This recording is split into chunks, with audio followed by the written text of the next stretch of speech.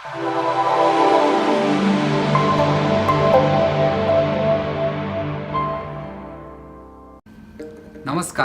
विदेशमा आर्जित गरेको ज्ञान र सिप नेपालको विकास र समृद्धिमा के कसरी उपयोग गर्न सकिन्छ भन्ने बारे बौद्धिक वर्गहरू बीचको बृहत छलफलमा सहभागी हुन सम्पूर्ण कोरियामा रहनुभएका नेपाली दाजुभाइ दिदीबहिनीहरूलाई नेपाली विद्यार्थी समाज सन्सिक हार्दिक आह्वान गर्दछ।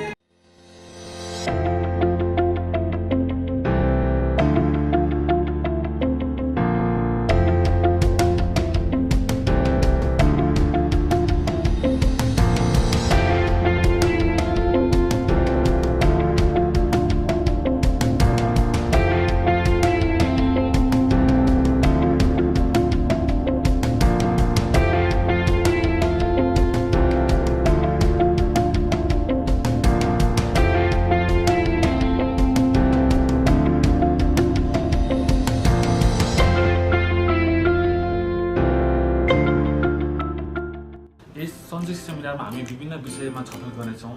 हामीसँग ओरल प्रेजेन्टेसनहरू हुनेछन्, हामीसँग पोस्टर प्रेजेन्टेसनहरू हुनेछन् र हामी विभिन्न विषय जस्तै agriculture, industry, engineering, health science, education जस्ता विषयहरूमा हामी छलफल गर्नेछौँ।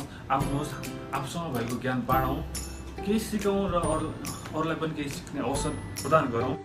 नमस्कार, म डाक्टर अनिराज कोइराला विश्वव्यापी रूपमा बढ्दै गइरहेको ग्लोबल वार्मिङ र फ्युल क्राइसिसको वैकल्पिक सौर्य ऊर्जा सम्बन्धी मेरो अनुसन्धानका अनुभवहरू यहाँहरू माझ प्रस्तुत गर्न गइरहेको छु।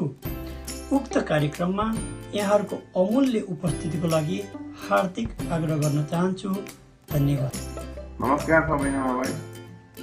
7औं शैक्षिक सेमिनार तथा कार्यशाला गोष्ठीमा यहाँहरू सबैलाई उपस्थित भई आफ्ना विचारहरू राखिदिनु म हार्दिक अनुरोध गर्दछु। हामी सबै यहाँहरूलाई वोङ्क्वाङ युनिभर्सिटीमा स्वागत गर्न आतुर छौँ। धन्यवाद। नमस्कार। हामीले गर्ने अध्ययन अनुसन्धान आफ्नो मातृभूमिलाई कतिको फलदायी छ के सोच्नु भएको छ? पक्कै पनि। आउनुहोस् सोन्सिकको 7औं शैक्षिक सेमिनारमा सहभागी भएर एउटा आशालाग्दो सुरुवात गरौँ।